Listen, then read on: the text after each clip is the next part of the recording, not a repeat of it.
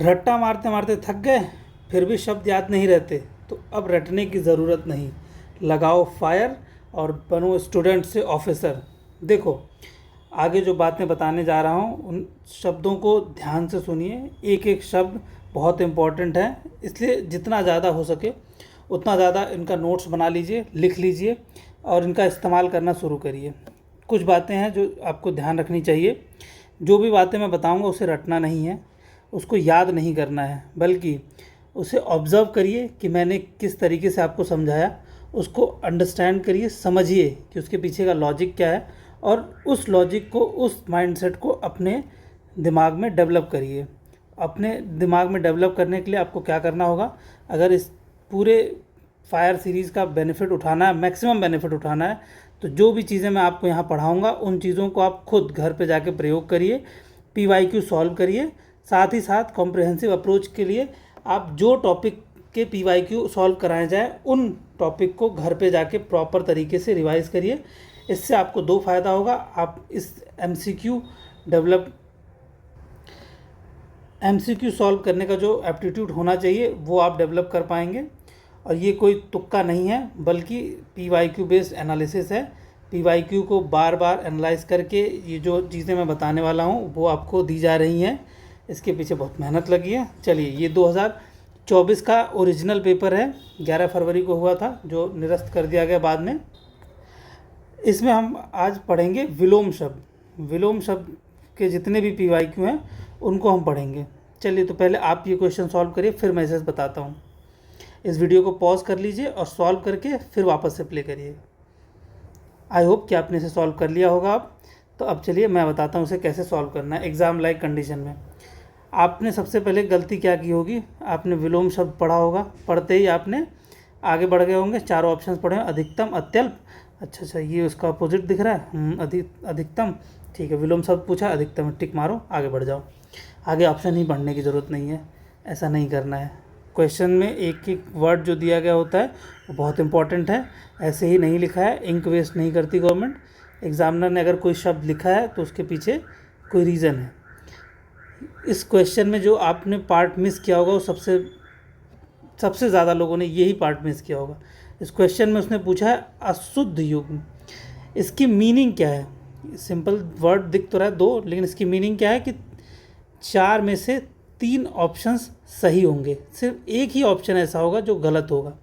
That means कि आप एक ट्रैप में फंसने के चांसेस ज़्यादा हैं। आप 3 ऑप्शंस देखेंगे, आप विलोम शब्द पढ़ के गए हैं, सबसे पहले आपने पढ़ा विलोम शब्द, अच्छा विलोम शब्द ढूंढना है, तो आप इन 3 में से किसी एक को ढूंढ के टिक मार के आगे बढ़ जाएंगे। बट आगे जो है लिखा अशुद्ध शब्द, इसे आपको ढूंढना है, अशुद्ध युग्म ढूंढना है। चलिए, अभी इसे कैसे हम सॉल्व करने, हमारा एग्ज़ाम में क्या माइंडसेट होना चाहिए था। अधि शब्द का जब भी प्रयोग होता है वो अधिकतम के लिए होता है। अति शब्द का जब प्रयोग होता है वो भी अधिकतम के लिए होता है। लेकिन यहाँ ट्रिक क्या थी, अल्प शब्द लगा हुआ है। अल्प का मतलब होता है छोटा, कम। तो अतिकल्प यानी अत्यल्प, इसका मतलब है कि अत्यधिक छोटा। तो ये दोनों वर्ड एक दूसरे के अपोजिट हैं। नेक्स्ट आ जाइए, अघी शब्द का मीनिंग होता है पापी और अनग शब्द का मीनिंग होता है पाप रहित। कह दिए पाप रहित। अधः शब्द का मीनिंग होता है नीचे, ऊपर शब्द का मीनिंग होता है ऊपर। और एक और चीज़ आपको पता होनी चाहिए, शायद पता भी हो, ई वर्ड का हमेशा विलोम होता है आ से शुरुआत होने वाला वर्ड, ई का विलोम आ होता है। तो ये एक दूसरे के विलोम हैं। तो इस तरीके से आपको पता होना चाहिए था कि ऑप्शन डी सही है। चलिए, ये कुछ थोड़ा, ये वो तरीका है जो एक नॉर्मल स्टूडेंट सॉल्व करेगा, लेकिन आप फायर सीरीज़ देख रहे हैं तो आपको कुछ तो अलग पता होना चाहिए ना। चलिए आपको बताता हूँ फायर सीरीज़ का फायर का यहाँ इस्तेमाल कैसे करना है। अधः, अघी, ये दो वर्ड सिमिलर साउंडिंग है।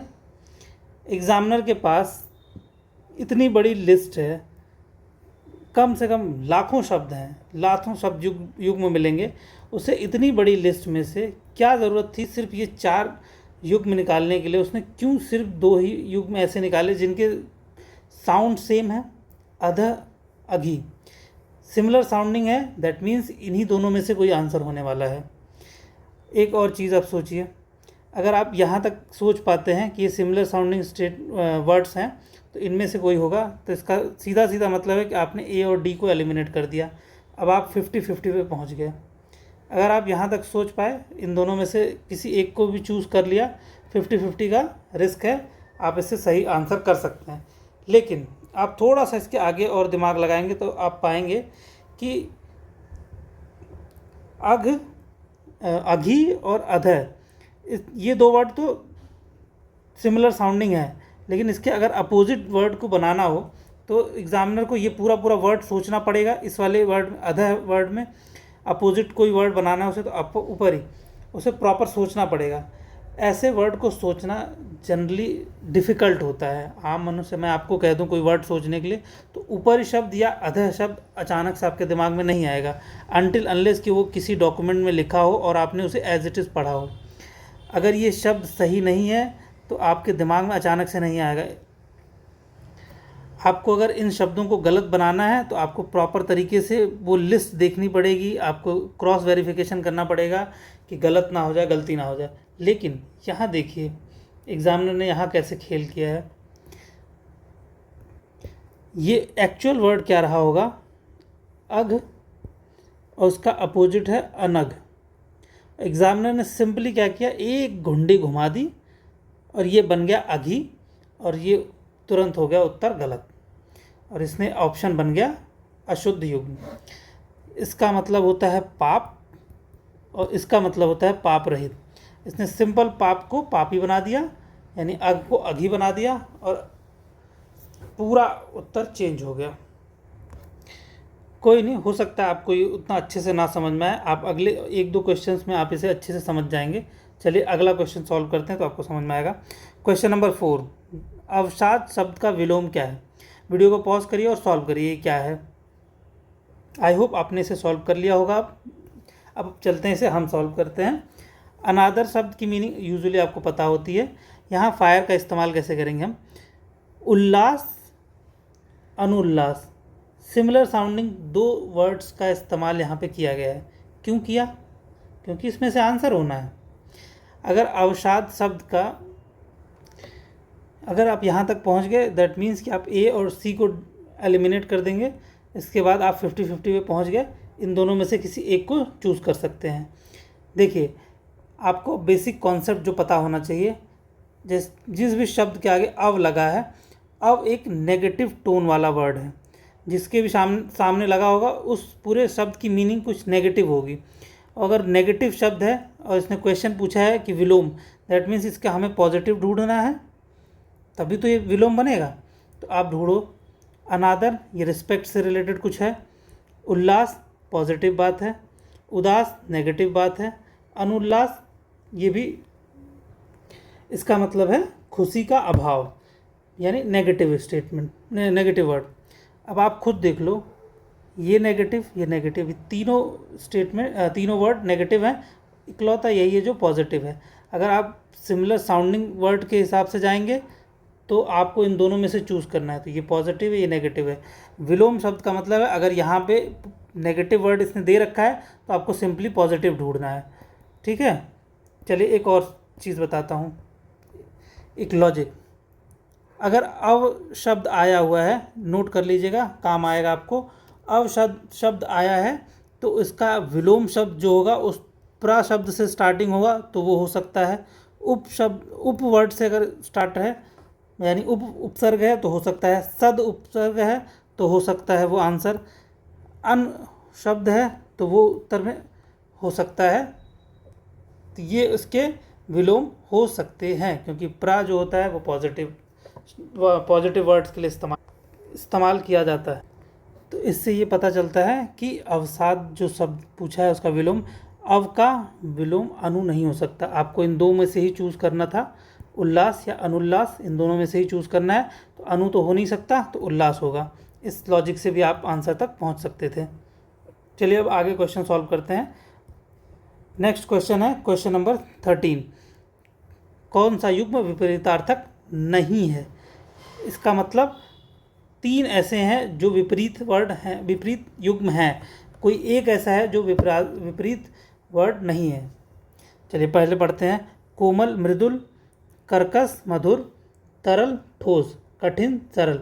वैसे तो इसका आंसर बहुत इजी है, आप आसानी से पता कर लेंगे, आपको आंसर पता होगा। फिर भी मैं यहाँ पे कुछ नया आपको देखने ऑब्जर्व करने के लिए क्या बताता हूँ। देखिए, एग्जामिनर को यहाँ 4 युग्म ले आना था।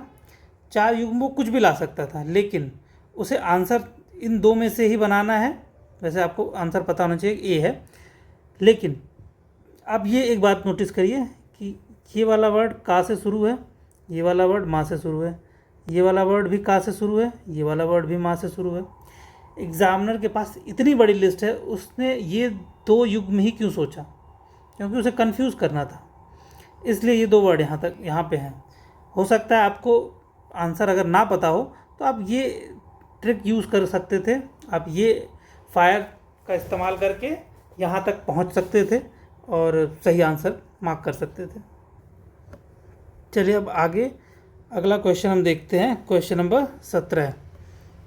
क्वेश्चन नंबर 17 कहता है प्रत्यक्ष का सटीक विलोम क्या है? इसमें ऑप्शंस दिए हैं प्रतिमुख, परोक्ष, सम्मुख, मुखामुख। अब एक बात आप यहाँ पे नोटिस करिए कि 3 ऐसे वर्ड हैं, प्रतिमुख, सम्मुख, मुखामुख। तीनों शब्द में मुख वर्ड आ रहा है, जिसका मतलब ये तीनों किसी एक डायरेक्शन में आपको पॉइंट आउट कर रहे हैं। अगर कोई भी वर्ड एक ही डायरेक्शन में आपको लेके जा रहा है तो वो सारे वर्ड गलत होंगे। अभी ये सेम चीज़ आपको आगे भी दिखेगा। जब कोई शब्द, 2-3 शब्द आपको एक ही डायरेक्शन में लेके जा रहे हों, एक फील नहीं दे रहे हों, एक साउंड नहीं, एक डायरेक्शन में किसी एक स्थिति के बारे में वो बात कर रहे हों, तो वो सारे वर्ड्स गलत होंगे। इस लॉजिक से ये तीनों वर्ड एलिमिनेट हो जाएंगे और आप बी पे पहुंच जाएंगे। परोक्ष इसका उत्तर है। इस क्वेश्चन को सॉल्व करने का दूसरा तरीका ये हो सकता था, आप एग्जाम में हो सकता है आपको आंसर ना पता हो, लेकिन दूसरा तरीका आपको क्या पता हो सकता था कि प्रा उपसर्ग लगा है, प्रा उपसर्ग लगा है। तो अभी आपको इसके पहले बताया मैंने, विलोम शब्द का मतलब क्या है कि अगर कोई बात नेगेटिव है तो उसके कोई शब्द नेगेटिव है तो दूसरा शब्द हमें पॉजिटिव ढूंढना है। अगर शब्द पॉजिटिव दिया गया है तो हमें नेगेटिव ढूंढना है। तो यहाँ पे जो शब्द दिया गया है वो पॉजिटिव है, तो हमें नेगेटिव वर्ड ढूंढना है। तो अभी क्या है, यहाँ पे प्रा पॉजिटिव है, तो ये तो नहीं होने वाला। ठीक, अब आ जाइए, तीनों क्योंकि सिमिलर साउंडिंग है, तो सिमिलर वर्ड्स हैं, तो इनको देख लेते हैं पहले। अब आ जाते हैं, वो एलिमिनेट हो गया। अब ये 2 वर्ड आए, सम्मुख, मुखामुख। सा जिसके आगे लगता है वो भी पॉजिटिव होता है, तो हमें ऑलरेडी पॉजिटिव का पॉजिटिव नहीं ढूंढना, इससे सी एलिमिनेट हो गया। अब आप कहाँ पहुँचे, डी और बी में, परोक्ष और मुखामुख। इन 2 में से आप कोई भी ऑप्शन चूज़ कर सकते थे। 50-50 तक आपको पहुँचा दिया लॉजिक से, जिसमें आपको हो सकता है इन वर्ड्स का ना पता हो कुछ भी, लेकिन आप सिर्फ उपसर्ग का इस्तेमाल करके सही आंसर तक लगभग पहुँच सकते हैं। चलिए अब अगला प्रश्न, क्वेश्चन नंबर 20। समास शब्द का विलोम क्या है? इसमें ऑप्शन है व्यास, भेदक, विभाजन, संधि। देखिए यहाँ पे अभी मैंने आपको ऊपर वाले क्वेश्चन में समझाया था कि सिमिलर डायरेक्शन में ले जाने वर्ड्स जो होते हैं वो सही नहीं होते हैं। जैसे प्रतिमुख, सम्मुख, मुखामुख, ये तीनों एक ही डायरेक्शन में लेके जा रहे थे, इसलिए ये तीनों वर्ड्स गलत थे। सेम लॉजिक अगर आप इस क्वेश्चन में लगाएंगे, भेदक और विभाजन दोनों एक ही डायरेक्शन में लेके जा रहे हैं आपको, इसलिए दोनों एलिमिनेट हो जाएंगे। ये गलत, ये गलत। अब बचा आपके पास संधि और व्यास। संधि और व्यास में यहाँ पे सा वर्ड लगा है, दैट मीन्स कि पॉजिटिव कुछ बात करेगा, ये ऑलरेडी पॉजिटिव है। सा लगा है, सा का सा नहीं होने वाला, तो इसलिए इस लॉजिक से ये गलत हो जाएगा। बचा क्या, व्यास। ठीक है, समास का मतलब आपको पता होना चाहिए। समास का मतलब होता है संक्षिप्तीकरण,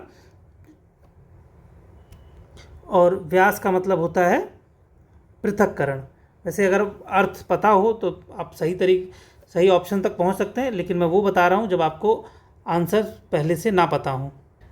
फायर का इस्तेमाल कैसे करना है मैं वो सिखा रहा हूं, आपको किस तरीके से सोचना है, एग्जामिनर के माइंडसेट को पकड़ना है वो सिखा रहा हूँ। आइए क्वेश्चन नंबर 25 सॉल्व करते हैं। मसृण, का विलोम क्या है? आई गारंटी कि मैक्सिमम लोगों को ये वर्ड नहीं पता होगा। मसृण वर्ड शायद उन्होंने एग्ज़ाम में पहली बार सुना हो। देखिए अभी मैं ऊपर बता रहा था ना, सिमिलर साउंडिंग और सिमिलर डायरेक्शन वाले जो वर्ड्स होते हैं उनका डिफरेंस। ऊपर क्या था, वो सिमिलर डायरेक्शन में लेके जा रहे थे आपको। सिमिलर साउंडिंग वाले वर्ड्स देखो यहाँ पे क्या है, रूक्ष, रूपाक्ष, ये दोनों सिमिलर साउंडिंग वर्ड्स हैं। दैट मीन्स कि इन्हीं में से कोई एक आंसर होने वाला है। एग्जामिनर चाहता तो कुछ और भी वर्ड ला सकता था, लेकिन उसे क्योंकि आपके दिमाग के साथ खेलना, एग्जामिनेशन प्रेशर में आप गलती करो, इसलिए वो आपके सामने ये दो ऑप्शंस रखता है। इसमें एग्जामिनर के लिए कितना आसान है, रूक्ष वर्ड लिखा है, इसमें सिंपली पा वर्ड लगा दो, रूपाक्ष बन गया, हो गई काम। और आप इसी में से गलती करोगे, आप 50-50 तक पहुँचेंगे, फिर भी आप गलती करेंगे। लेकिन आप यहाँ एक तरीके से कैसे सोच सकते थे कि रूप वर्ड जो होता है वो चेहरे से रिलेटेड है, तो यहाँ कुछ चेहरे से रिलेटेड अगर आएगा तो कुछ सुंदर, खैर ये पोस्ट एग्ज़ाम एनालिसिस हो सकती है।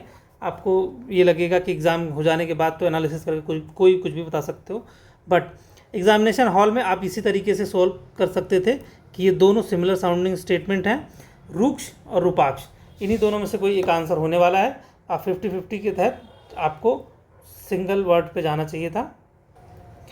चलिए अब अगला क्वेश्चन सॉल्व करते हैं। क्वेश्चन नंबर 26, अशुद्ध विलोम युग्म का चयन कीजिए। क्वेश्चन नंबर 26 में इसमें 4 ऑप्शन जो दिए गए हैं वो हैं ऐश्वर्य, अनैश्वर्य, बी ऑप्शन है ऋजु, वक्र, कर्कश, मधुर, ऐहिक, लौकिक। आपने जो ये वर्ड पढ़ा कर्कश, मधुर, ये कहीं सुना सा नहीं लग रहा है कि ये वर्ड कहीं हमने सुना है, कहीं सुना है? देखिए ज़रा एक बार दिखाते हैं कहाँ सुना आपने। क्वेश्चन नंबर 13 के सी ऑप्शन में सेम पोजीशन पे ये वर्ड ऑलरेडी था। यहाँ पे इसने जब पूछा था विपरीतार्थक शब्द नहीं है, जिसका मतलब था कि ये 3 सी, बी, डी ये तीनों सही थे। दैट मीन्स ये यहाँ पे सही है। अगर ये यहाँ पे सही है तो ऑब्वियस सी बात है यहाँ पे भी सही होने वाला है। तो बाय डिफ़ॉल्ट आपने ये ऑप्शन एलिमिनेट कर दिया। अब आप आइए ऐश्वर्य और अनैश्वर्य पे, तो आप सिंपल उपसर्ग वाले लॉजिक से जाएंगे तो आपको ये दिखेगा कि ऐश्वर्य का अनैश्वर्य ही होता है। तो आप ये दोनों ऑप्शन एलिमिनेट कर गए। अब बचा आपके पास बी एंड डी। अब इन दोनों में से 50-50 आप कुछ भी चूज़ कर सकते थे, लेकिन अगर आपने ठीक से थोड़ी सी भी ठीक से पढ़ाई करी होगी तो आपको पता होगा ऋजु का मतलब होता है सीधा, वक्र का मतलब होता है घुमावदार।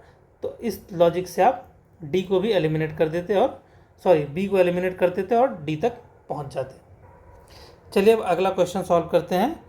Question number 33। क्वेश्चन नंबर 33 है मूक का विलोम शब्द क्या है? देखिए इसका ऑप्शन दिया गया है, ए मृदु स्वर, बी कटुभाषी, सी बधिर, डी वाचाल। आपको एक लॉजिक मैंने सिखाया ना, सिमिलर डायरेक्शन में अगर कोई बात चल रही हो तो वो वर्ड्स गलत होते हैं। जैसे यहाँ मृदु स्वर, मृदु भाषी, स्वर और भाषी ये दोनों एक ही डायरेक्शन में ले जा रहे हैं, कुछ भाषा से रिलेटेड कोई चीज़ है, दैट मीन्स ये गलत हो जाएंगे। तो ए और बी गलत हो जाएंगे। अब आप पहुँचे सी और डी तक। सी वर्ड जो दिया गया बा यूजुअली नेगेटिव टर्म को डिनोट करता है, और वैसे भी आप अक्सर अपने आम बोलचाल की भाषा में सुनते हैं। बधिर का मतलब होता है जो सुन नहीं सकता, तो ये तो कहीं किसी लॉजिक से नहीं आता। तो ऑप्शन ले दे के आपके पास बचता है डी। और वाचाल वैसे है, आपको है तो इजी वर्ड, आप अगर पढ़ेंगे नॉर्मली तो आपको पता होता, बट एग्ज़ाम लायक कंडीशन में हो सकता है आप भूल जाएं। फिर भी आप इस लॉजिक से यहाँ तक पहुँच सकते थे कि इसका आंसर वाचाल होगा। चलिए नेक्स्ट क्वेश्चन सॉल्व करते हैं। नेक्स्ट क्वेश्चन है हमारा 38। क्वेश्चन नंबर 38, औरस का विलोम क्या है? ऑप्शन ए है प्रापक, बी है विरस, सी है नीरस, डी है दत्तक। अभी एक लॉजिक मैंने बताया आपको ना, सेम डायरेक्शन में जाने वाली बात वाले वैसे ऑप्शंस गलत हो जाते हैं। विरस, नीरस दोनों एक ही डायरेक्शन की बात कर रहे हैं, किसी रस से संबंधित कोई स्थिति के बारे में बात कर रहे हैं ये, इसलिए ये दोनों ऑप्शन एलिमिनेट हो जाते हैं। अब आप पहुंच गए प्रापक और दत्तक पे। अब यहाँ पे दूसरा लॉजिक आप क्या लगाएंगे, और शब्द जो होता है ये पॉजिटिव है, तो औरस जो है वो किसी से, चलो एक और पॉइंट जो बता दूं, रस वर्ड का रिलेटेड रस, रस एग्जामिनर ने कितने बेहतरीन तरीके से आपको फंसाने के लिए दिया है कि औरस है, आप रस वर्ड देखेंगे, इन्हीं दो में से कोई एक टिक मार के चले आएंगे, बट आप इसकी ओवरऑल मीनिंग पे जाइएगा, शब्द पे मत जाइए कि क्या लिखा है, रस रस लिखा हो तो इसलिए यही ऑप्शन होने वाला है, ऐसा नहीं है। आप इनके मीनिंग पे जाइएगा, तब आप सही आंसर तक पहुंच सकते हैं। और शब्द का जब प्रयोग होता है तो वो चीज़ पॉजिटिव बन जाती है, तो जब पॉजिटिव चीज़ है उसका विलोम जो होगा वो नेगेटिव होगा, तो औरस का पॉजिटिव कभी हो ही नहीं सकता, ये भी पॉजिटिव है प्रा उपसर्ग, तो इसलिए ये एलिमिनेट हो जाता है।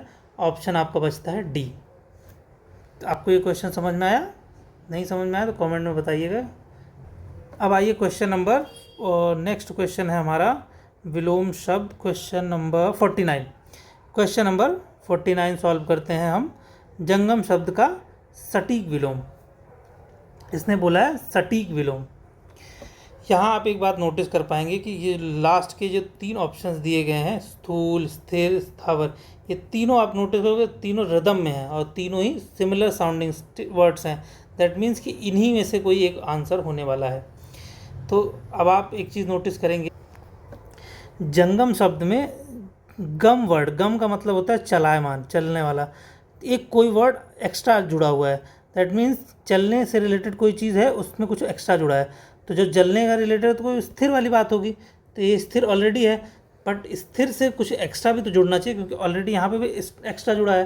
तो ये जो वर्ड है स्थावर, इन दोनों की मीनिंग लगभग सेम है, लेकिन ये दोनों इस्तेमाल अलग अलग जगहों पे होते हैं। जैसे स्थिर एक क्रियावाचक शब्द है, स्थावर एक सर्वनाम है, जंगम एक सर्वनाम है, तो सर्वनाम का आंसर सर्वनाम से ही मिलेगा, तो इसलिए इसका आंसर डी है। सिमिलर साउंडिंग वाले लॉजिक से भी आप जाएंगे तो इन तीनों में से किसी एक को ही आपको चूज़ करना है। वैसे स्थूल का मीनिंग होता है मोटा, और ये एक विशेषण है, तो यहाँ ये सर्वनाम है, सर्वनाम का विशेषण से क्या लेना देना, तो इसलिए ये गलत हो जाएगा। और ये क्रियावाचक संज्ञा है, तो इसलिए क्रिया है, तो इसलिए ये गलत हो जाएगा। चलिए अब नेक्स्ट क्वेश्चन सॉल्व करते हैं। Question number 56। उच्छिष्ट का उपयुक्त विपरीतार्थक शब्द क्या है? अभक्ष, अनुच्छिष्ट, अखाद्य, अभुक्त। आप यहाँ एक चीज़ नोटिस करेंगे कि जो 4 ऑप्शंस दिए गए, इन चारों ऑप्शंस में सब के आगे प्रत्यय लगा हुआ है, सब में अ और अनु, सब 3 में आ प्रत्यय है, 1 में अनु प्रत्यय लगा हुआ है। इसका मतलब है कि आपको सिंपल लॉजिक से जाना है कि उच्छिष्ट का अनुच्छिष्ट होगा। जैसे इसमें सिंपल अगर आप लॉजिक आ प्रत्यय हटाएंगे तो इसका बनेगा भक्ष विलोम, इसका विलोम बनेगा खाद्य, इसका विलोम बनेगा भुक्त। तो इसलिए इस सिंपल से लॉजिक से आप इसे जाएंगे। कभी कभी आपको सिंपल कॉमन सेंस का इस्तेमाल करना होता है और फोकस्ड स्टडी करके, फोकस तरीके से केयरफुल रीडिंग करके सही आंसर तक पहुंच सकते हैं आप। इसी के साथ ये 10वां क्वेश्चन था विलोम शब्द का, और इसीलिए हमारी सीरीज़ का नाम भी हमने रखा है fire. F for focus, I for intuition and reasoning and elimination. तो इसी के साथ ये वीडियो समाप्त करते हैं और मिलते हैं अगली वीडियो में। धन्यवाद।